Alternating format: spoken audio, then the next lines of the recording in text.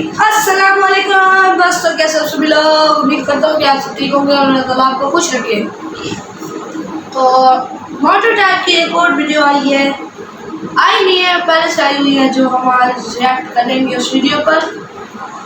उस वीडियो का नाम है Indian siblings and childhood memories. चलिए शुरू करते हैं बिना कोई देरी करे। चश्मा लगाओ ना सूर्या।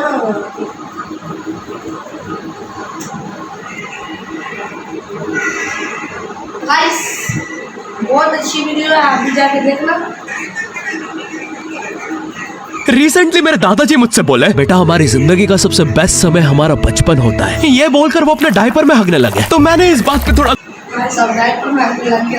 बचपन सच में बहुत रैंडम होता है। बचपन में एक बार साइकिल की चेन चढ़ाते समय मेरा हाथ आ गया, तो मैं भाग के अपने अपाहिज दोस्त को भी ले आया कि उसके भी हाथ आ जाए। बचपन में मुझे मेरी दादी का चरित्र सही नहीं लगता था, क्योंकि वो मुझे डेली नया तारा दिखा के बोलती थी वो तुम्हारे दादाजी है। बचपन में मैं थोड़ा भोला भी था, ऐसे फालतू किसी को उंगली नहीं करता था, वरना फिर मैं 9 तक ही गिन पाता था। एक तो तब कोई भी आके गिनती पूछ लेता था, और उंगली करते समय गिनना कितना मुश्किल होता है पता है। बचपन में मैं और मेरा भाई हमेशा WWE देख के लड़ते थे, क्योंकि माँ बाप की चाहते लड़ने लायक थी नहीं। एक तो मेरा छोटा भाई बचपन में बहुत शांत स्वभाव का था, बेचारा स्कूल में भी सीनियर से बुली होता था। हाँ, वो सीनियर मैं ही होता था।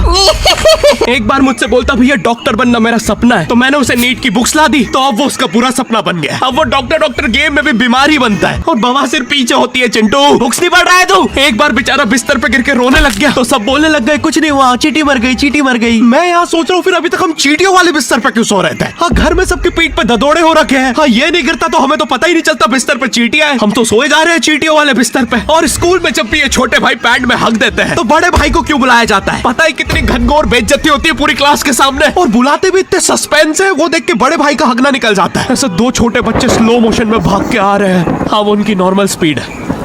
मैं देखता हूँ मेरे भाई को क्राइम सीन से 2 प्यून पकड़ के ले जा रहे हैं। उसे ब्राउन रंगे हाथों पकड़ लिया गया। मेरे भाई ने मुझसे जाते जाते कहा, मुझे फंसाया जा रहा है। मुझे पता था इस लेंडे के पीछे की कहानी इतनी सिंपल नहीं हो सकती। कड़ी तहकीकात के बाद मुझे पता चला इस लेंडे के पीछे बड़े बड़े पॉलिटिशियंस, गैंग लीडर्स और माफिया इन्वॉल्व है। मेरा भाई सही कह रहा था, ये उसका लेंडा नहीं है। हैंड्स अप पीटी टीचर, तो वो लेंडा तुम्हारा था। तो तुम्हें पता चल ही गया, तुम मुझे कभी नहीं पकड़ सकते। रुको, भाग गया। जाने दो उसे बेटा, हमने पीटी टीचर के बड़े भाई को बुला लिया है वो लेंडा उठाने।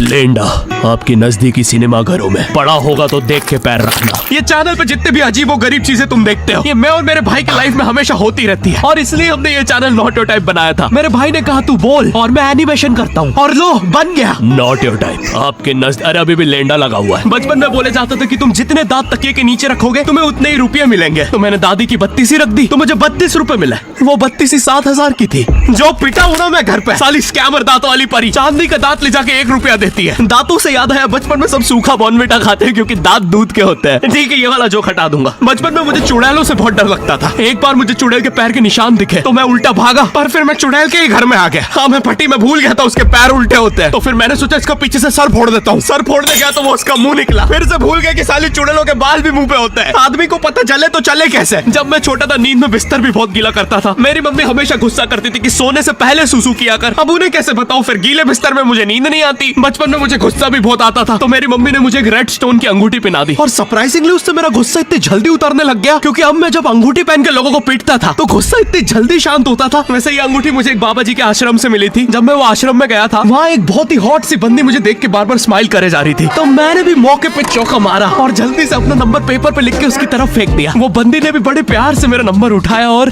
खा लिया। अरे भाई, उसको भूत लगे, वो तब से सबको स्माइल दे रही है। हम भी सुबह से नंबर फेंक रहे हैं, अभी तक 2 किलो पेपर खा गई है। अब तुम्हें भी ऐसे रैंडम भूतों या स्ट्रेंजर्स पास नंबर ना फेंकना पड़े प्यार के लिए, इसलिए आओ हैपन पे चले। यहाँ तुम्हें मिलते हैं तुम्हारे कॉमन इंटरेस्ट के लोग। मुझे बॉर्नविटा बहुत पसंद है। मुझे भी रोहित। आओ मन बुद्धि हैंडशेक करते हैं। हैपन पे मिलती है आपको उन लोगों की प्रोफाइल्स जिनके साथ आप पाथ क्रॉस करते हैं। यहाँ तुम अपने एरिया के लोगों की प्रोफाइल्स भी देख सकते हो। यही नहीं, जो लोग तुम्हारे फेवरेट स्पॉट पे जा चुके हैं, यहाँ तुम्हें उनकी प्रोफाइल्स भी मिलती है। तो अभी जाकर अपना नेक्स्ट क्रश स्पॉट करो अपने ही मन पसंदीदा स्पॉट पे। तो अभी जाकर डाउनलोड करो, लिंक डिस्क्रिप्शन में। Thank you. बचपन में मेरी मम्मी हमेशा बोलती रहती थी कि बाहर जाके खेलो। अब बाहर मेरे मोहल्ले के बच्चे भाई वो ऐसे अजीब अजीब से गेम्स खेलते थे। कहीं ड्रैगन फ्लाई में रस्सी बांध के उसको पेट बना लिया है, कहीं नंगे भाग रहे टायर के पीछे लकड़ी मारते मारते। मेरी मम्मी को उन पे दया आ रही है कि बेचारे गरीब बच्चे किसी भी चीज से खेल लेते हैं, फिर हमारी कार पलट जाती है। हाँ वो टायर हमारी कार का था। और मुझे एक बात बताओ, चक्के से खेलने पे वो गरीब कैसे कंसिडर हो रहे हैं? क्या पता उनने कार खरीद के चक्का निकाला हो, क्या पता लैम्बोर्गिनी के चक्के से खेल रहे हो। नहीं तुम्हें कैसे पता चल रहा है वो गरीब है या अमीर? और एक चक्के से इतनी सारी एक्टिविटी करेंगे ये लोग। कभी चक्के में रस्सी बांध के झूला बना दिया, कभी झूले से फिका के खुद को लूला बना दिया, कभी लूले पे झूला बांधकर हुला हू बना दिया। ये इतने हरामी बच्चे थे, इनके साथ कोई भी घर घर नहीं खेलता था, क्योंकि घर ये जुए में लगा के हार जाते हैं। ये वो बच्चे जिन्हें तुम रिमोट कंट्रोल कार भी दोगे तो उसकी मोटर निकाल के पंखा बनाएंगे। एक बार इन्होंने रिमोट कंट्रोल रिमोट बनाया था। तुम अगर इस रिमोट पे बटन दबाओगे तो इस रिमोट पे बटन दबेगी, बस।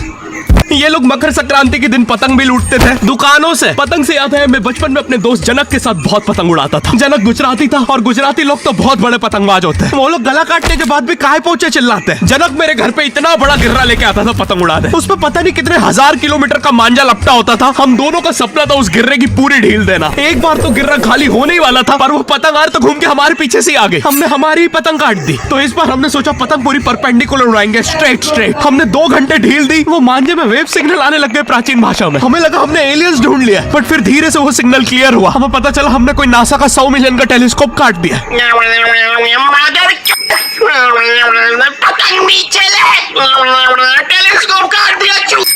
नासा का टेलीस्कोप जैसे ही नीचे गिरा, बच्चों से पहले विसरो ने लूट लिया। बहुत वियर्ड था, इतने सारे बुड्ढे छत कूद के भाग रहे थे। एक तो जनक के मांझे में इतनी सारी गठाने होती थी, वो मांझा इतना भारी हो जाता था, हम चौथे माले से पतंग उड़ा रहे, वो दूसरे माले पे उड़ रही है। बचपन में बोला जाता है किसी भी स्ट्रेंजर से बात नहीं करते, तो फिर मैं इशारे करता था। तो फिर दादी मेरे चरित्र पे सवाल उठाती थी। दादी से याद है पुराने जमाने में एंटरटेनमेंट के लिए कुछ होता नहीं था, तो लोग 7-7, 8-8 बच्चे पैदा कर लेते थे ताकि उन्हें जायदाद पे लड़ता देख मजे ले सके। मेरे पापा के 5 भाई और 4 बहनें हैं, टोटल 9 बच्चे। मेरी दादी ने जिंदगी के 9 साल बस बच्चे दिए। दादी ने 9 साल तक पेट में इतनी लातें खाई है, उनके अंदर से एब्स आ गए थे। मेरी दादी लिटरली अंदर से टूट चुकी थी। उनका इतनी बार ऑपरेशन हो रखा है, उनको डॉक्टर ने टाकों की जगह चेन लगा दी थी। भाई आज के जमाने में तो इतने बच्चे कोई पैदा नहीं करता, उल्टा अबॉर्शन करवा लेते हैं। और यस मैं अबॉर्शन बोलूंगा क्योंकि मुझे जेल नहीं जाना। एक तो इंडिया में भी अबॉर्शन करवाना लीगल है, लेकिन बच्चे का जेंडर जानना इलीगल है। मतलब तुम मार तो सकते हो, लेकिन किसे मार रहे हो ये पता नहीं कर सकते। तो देखो अब रिस्क कितना बढ़ गया है। क्या पता अंदर शेर बैठा हो या कोई बड़ा गैंगस्टर, क्योंकि तुम्हें तो पता नहीं है तुम किसकी सुपारी दे रहे हो। क्या पता वो अंदर बंदे लेके बैठा हो। बचपन में सबके मम्मी पापा डराते हैं, मस्ती मत करो वरना बोर्डिंग स्कूल भेज देंगे। और मुझे बोर्डिंग स्कूल से इसलिए डर नहीं लगता था कि मैं वहां जाके अपनी फैमिली से दूर हो जाऊंगा। मुझे बोर्डिंग स्कूल से इसलिए डर लगता था क्योंकि वहां पे वो बड़े दांतों वाला ईशान अवस्थी होता है। मैंने पहली बार जब तारे जमीन का ट्रेलर देखा था तो उसमें वो पागल बच्चे ने आतंक मचा रखा था। फिर मैंने मूवी का नाम पढ़ा तारे जमीन पे। मुझे लगा बिछाए होंगे इस पागल को पकड़ने के लिए, शॉक वॉक देना होगा तारों से। इसके तो दांत भी इतने बड़े हैं, सारी तारे काट देता होगा। मुझे ट्रेलर देख के लगा कोई एक्शन मूवी है, आमिर खान जोकर बना हुआ है। मुझे लगा यही तारों का जाल बना के पकड़ेगा पागल को। हाँ, ट्रेलर देख के तुम्हें क्या ही समझ में आएगा। एक शॉट में आमिर खान बोल रहा है आपके बच्चे को डिसलेक्सिया है, फिर अगले ही शॉट में जोकर बन के बड़ा मछलियाँ उड़ती क्यों नहीं। फिर मुझे लगा ये शायद